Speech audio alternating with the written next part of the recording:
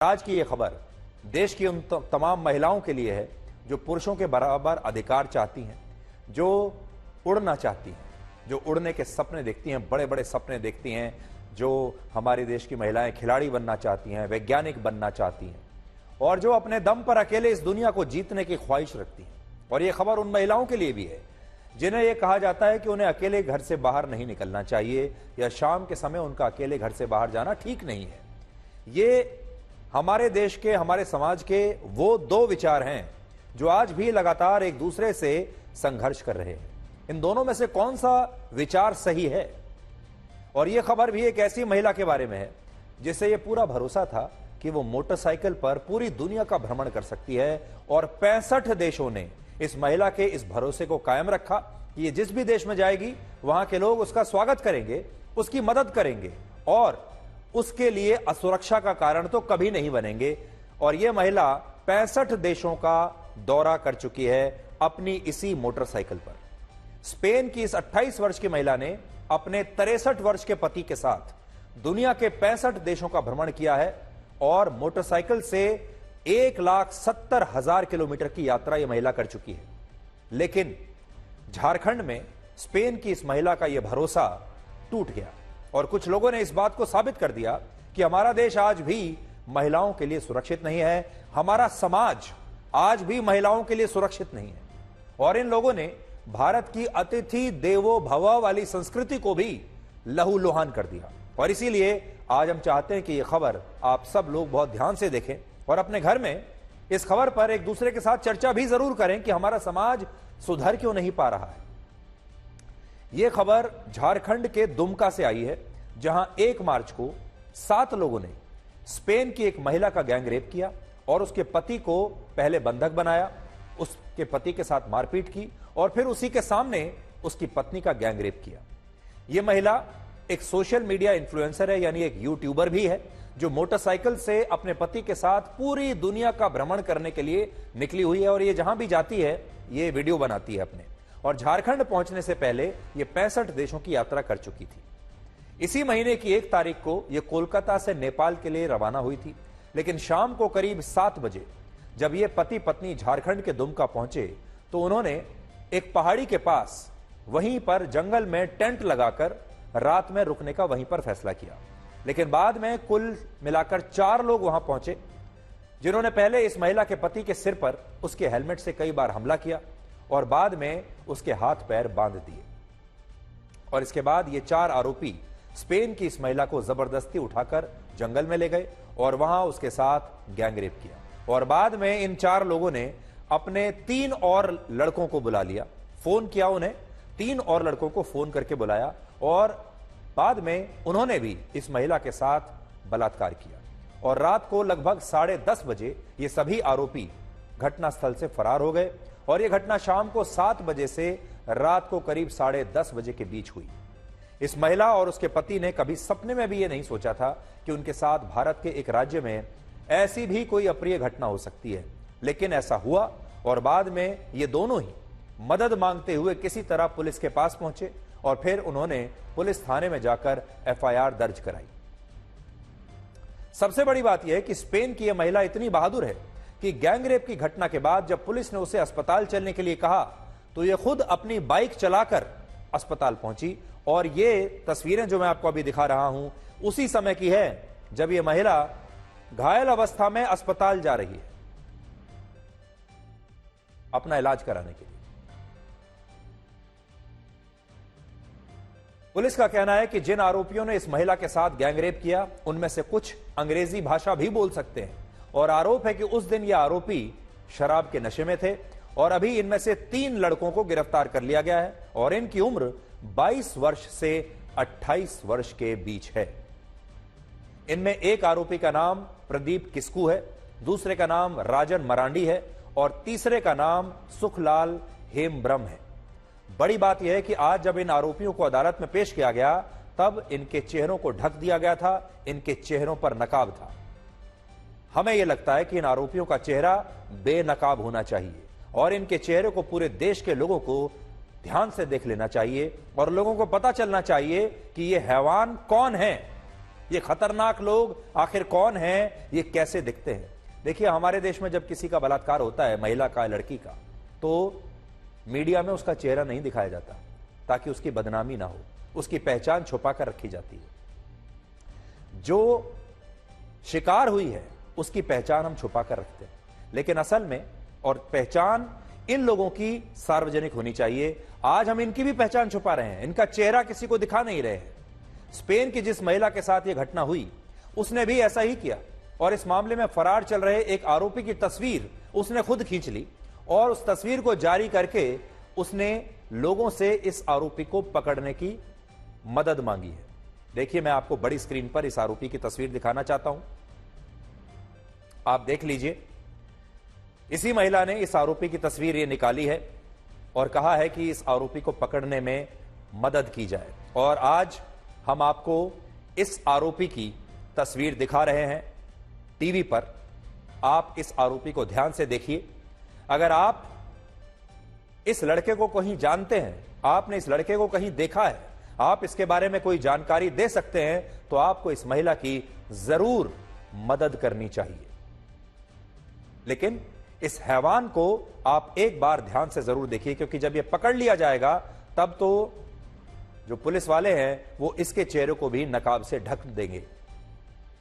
इससे भी बड़ी बात यह है कि इस महिला ने अपने इंस्टाग्राम अकाउंट की एक स्टोरी में यह लिखा है कि गैंगरेप की इस घटना से जो लोग भारत को बदनाम कर रहे हैं, यह बात सही नहीं है। बहुत सारे लोगों ने सोचा था कि यह महिला अब भारत के लोगों से नफरत करने लगेगी, भारत से नफरत करेगी। यह महिला कहेगी कि क्योंकि मैं भारत में आई क्यों, और भारत में मैंने इतना जोखिम का काम किया, इसलिए मेरे साथ ऐसा हुआ। ज्यादातर लोग भी यही कहेंगे शायद। इस महिला का यह कहना है कि जो लोग ये कह रहे हैं कि अगर यह महिला भारत ना आई होती तो उसके साथ यह घटना कभी ना होती, तो यह बात गलत है, क्योंकि ऐसी घटनाएं स्पेन, ब्राजील और यहां तक कि अमेरिका में भी होती हैं। इसलिए यह कहना कि भारत में ही ऐसा होता है, यह बात गलत है। इस महिला ने खुद अपने इंस्टाग्राम अकाउंट पर यह बात लिखी है और इससे यह पता चलता है कि इस महिला का दिल बड़ा है, इसलिए यह मानती है कि भारत के सारे लोग ऐसे नहीं हैं।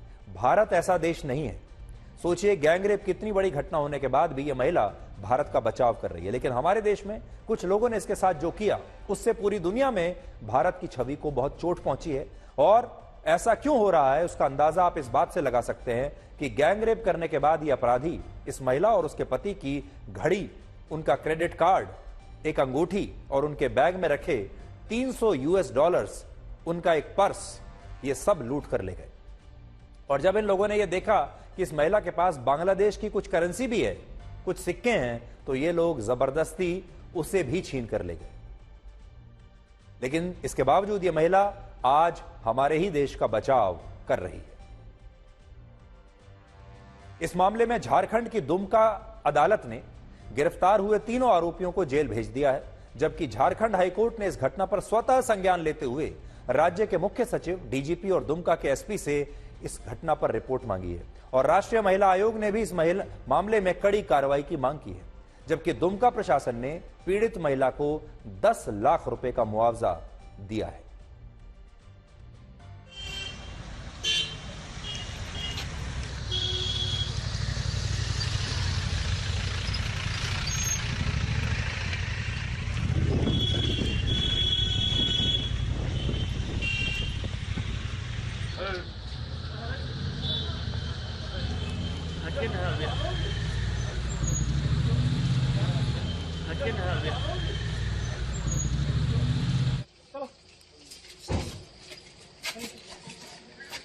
इनका एक साथ करने की क्यों नहीं बैठा? I was raped for the all 7 months a lot of times, and they also beat us, the both, my husband and me, all the time. They are tell us to be in silence. They are beat us in the head, also in the body, and it was a very, very difficult moment. I'm not blame Indian people. Indian people always was good with us. We have been here 6 months, almost 6 months, and then all that time they take care about us, they help us, and they was good with us. So I think just the criminals should be punished hardly, all of them. हम लोगों ने कुछ लोगों को detain किया है, उसमें उन लोगों ने अपनी संलिप्तता स्वीकार की है और एक लड़के ने अपने अन्य सहयोगियों को जो इस अपराध में शामिल थे उनका भी नाम बताया है और उसके लिए हम लोग ने विशेष छापामारी दल का गठन किया है और हम लोग प्रोफेशनल वैज्ञानिक तरीके से FSL की टीम और CID की टीम का भी हम लोग सहयोग ले रहे हैं और जल्द ही जल्द जो बाकी शेष बचे जो अपराधकर्मी हैं इस घटना में शामिल उनको अविलंब हम लोग गिरफ्तार कर लेंगे। हमारे समाज में, हमारे देश में हमने ये देखा है कि जिस महिला का बलात्कार होता है वो तो पूरी जिंदगी शर्मिंदगी के साथ रहती है, क्योंकि हमारा समाज ऐसा है। लोग जीवन भर उसे एक अलग निगाह से देखते हैं, बदनामी होती है समाज में, और जिन्होंने ये काम किया होता है उन्हें किसी प्रकार की कोई शर्मिंदगी कभी होती नहीं। आज हमारा देश विश्व गुरु बनना चाहता है, लेकिन बड़ी बात यह है कि जिस देश में महिला सुरक्षित ना हो वो देश कभी विश्व गुरु बन ही नहीं सकता। हमारी जो परंपरा है, हमारी जो संस्कृति है, उसमें हमेशा से महिलाओं को देवी का रूप माना गया है। आपने देखा होगा, हमारे आप जितने भी पुराने पौराणिक ग्रंथ देख लीजिए, हमारी संस्कृति देख लीजिए, हर जगह महिलाओं की पूजा की जाती है, महिलाओं को देवी स्वरूप माना जाता है और उसी देश में आज ये सब कुछ हो रहा है और हम विश्व गुरु भी बनना चाहते हैं। कड़वा सच यह है कि महिला सुरक्षा के मामले में आज भी भारत 177 देशों की सूची में 128वें स्थान पर है। इसी सूची में अमेरिका 37वें स्थान पर है, स्पेन 27वें, फ्रांस 24वें, ब्रिटेन 26वें, रशिया 56वें और चीन का स्थान 82 है। लेकिन भारत महिला सुरक्षा के मामले में पहले 100 देशों की सूची में भी नहीं है। और सोचिए कितनी बड़ी बात है कि जिस देश में महिलाओं को देवी के समान माना जाता है वो देश महिला सुरक्षा के मामले में दुनिया में 128वें स्थान पर है। और इससे आप हमारे देश की महिलाओं का भी दर्द आज समझ सकते हैं, क्योंकि वो इतने असुरक्षित माहौल में आज भी रह रही हैं। आपको जानकर हैरानी होगी कि भारत में हर साल महिलाओं के खिलाफ अपराध की औसतन 4 लाख और हर दिन एक दिन में 1173 घटनाएं होती हैं। और मुझे पूरा यकीन है कि इन घटनाओं की संख्या इससे कहीं ज्यादा होगी।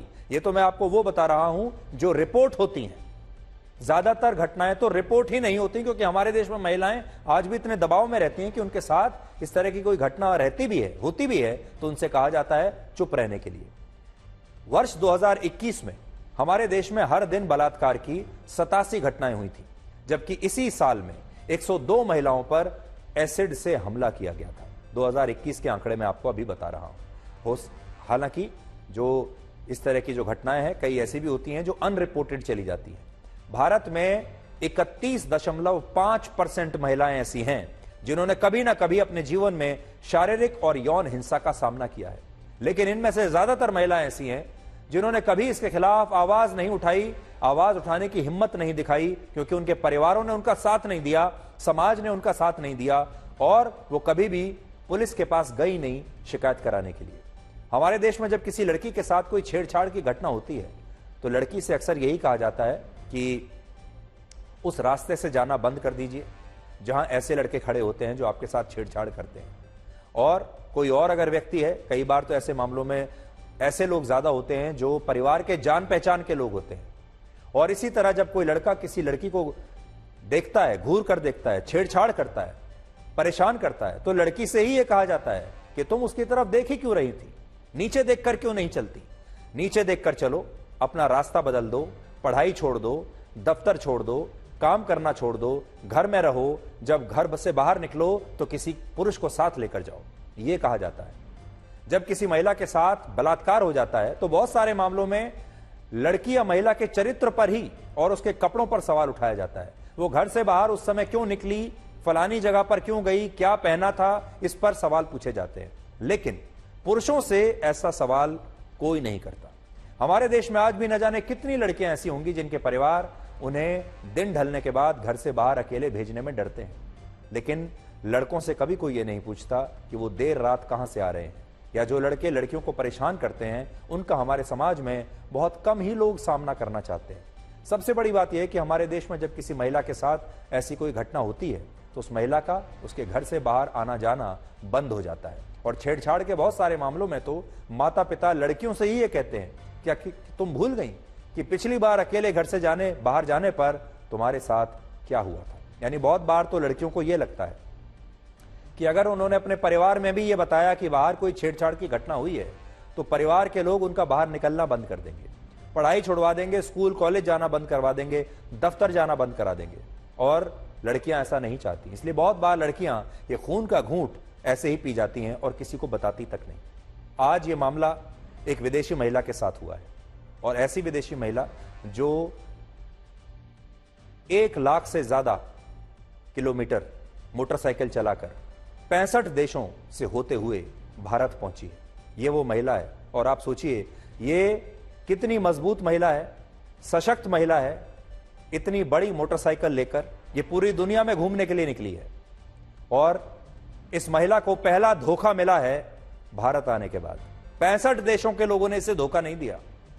66वें देश में भारत में जब ये आई, झारखंड में जब ये आई, वहां इस महिला को ये धोखा मिला और ये धोखा दिया वहां के 7 लड़कों ने। ये घटना किसी के साथ भी हो सकती है। ये विदेशी महिला थी, इसके साथ हुई। हमारे देश में भी बहुत सारी महिलाएं हैं जो बाइकर्स हैं, जो बाहर जाती हैं। ऐसी घटनाएं किसी के साथ भी हो सकती है। आप याद कीजिए जब वर्ष 2012 में दिल्ली में निर्भया कांड हुआ था, आपको याद होगा, पूरा देश ने उस कांड को देखा था और पूरे देश को जगा दिया था तब इस कांड ने। तब निर्भया अपने एक दोस्त के साथ देर रात को वापस अपने घर जा रही थी, जिसके बाद बस में बैठे कुछ लोगों ने निर्भया के साथ गैंगरेप किया। यह बात है 2012 की और आप सोचिए आज 2024 में कुछ बदला नहीं, ना तो जागरूकता आई है और ना ऐसी घटनाएं रुकी हैं। इसी तरह से वर्ष 2019 में हैदराबाद में एक यंग युवा डॉक्टर जब रात को अपने घर जा रही थी और उसकी स्कूटी खराब हो गई, तब 4 लड़कों ने उसका गैंगरेप किया था। यानी हमारे देश में महिलाएं रात को बाहर सुरक्षित नहीं है, चाहे गांव हो चाहे शहर हो। इस तरह की घटनाएं लगातार आ रही हैं और बड़ी बात यह है कि जब हमारे देश में महिलाओं के खिलाफ कोई अपराध होता है तो उस अपराध की सजा महिलाओं को ही मिलती है और उनके साथ ऐसा व्यवहार होता है जैसे वो खुद ही इसकी दोषी हैं और उनका घर से बाहर आना जाना बंद हो जाता है। लेकिन इस घटना में हमारे देश की महिलाएं स्पेन की इस महिला से प्रेरणा ले सकती हैं और हमारा समाज भी इस महिला से काफी कुछ सीख सकता है, क्योंकि यह महिला टूटी नहीं है, यह महिला झुकी नहीं है और अब यह महिला कह रही है कि वो वापस अब दोबारा से अपनी यात्रा पर आगे निकलना चाहती है। यह रुकेगी नहीं, इसकी मोटरसाइकिल की रफ्तार इस घटना के बाद भी नहीं रुकेगी। आपको जानकर हैरानी होगी कि जिस हेलमेट से अपराधियों ने इस महिला के पति पर हमला किया था, अब वही टूटा हुआ हेलमेट पहनकर यह महिला गैंग रेप की घटना के बाद फिर से अपनी यात्रा पर निकलना चाहती है और इससे यह पता चलता है कि महिला कितनी बहादुर है और इसलिए आज हम इसे सलाम करना चाहते हैं और हमें लगता है कि यह महिला हमारे देश की महिलाओं के लिए एक प्रेरणा स्रोत बन सकती है और हमारा समाज भी इस महिला से आज बहुत कुछ सीख सकता है। लेकिन फिर हम आपसे ये कहना चाहेंगे कि हमारे समाज में जागरूकता लाने की आवश्यकता है। हमारे समाज में जो लड़के हैं, जो आदमी हैं, उनके बीच में ये जागरूकता लाना बहुत आवश्यक है ताकि इस तरह की घटनाएं रुक सकें। कानून बनाने से कुछ नहीं होगा, जगह जगह पर पुलिस को खड़ा भी कर देंगे तब भी कुछ नहीं होगा, क्योंकि जो मंशा है वो हमेशा आदमी के अंदर रहती है और उस मंशा को ना तो कोई एक्सरे पकड़ सकता है, ना कोई अल्ट्रासाउंड पकड़ सकता है और ना ही कोई पुलिस वाला पकड़ सकता है। वो जो बुरी नजर है वो किसी एक्सरे में आ नहीं सकती। उस बुरी नजर को पहले खत्म करना होगा, उस बुरी मंशा को पहले खत्म करना होगा और महिलाओं के प्रति जो सोच है, हमारे समाज की जो नकारात्मक सोच है, पहले उसे हमें खत्म करना होगा। यह खबर हमें बहुत महत्वपूर्ण लगी। ये खबर हमारे देश की हर महिला के लिए बहुत महत्वपूर्ण है आज, इसलिए हमने ब्लैक एंड व्हाइट की शुरुआत इस खबर से की। वरना राजनीतिक खबरें तो बहुत हैं, नेताओं के बयान भी बहुत आते रहते हैं, रोज ही हमारे देश में कुछ ना कुछ होता रहता है। लेकिन ये जो खबर अभी हमने आपको बताई है, ये बहुत महत्वपूर्ण खबर है हर महिला के लिए और हर महिला के पीछे एक परिवार है, उस परिवार के लिए।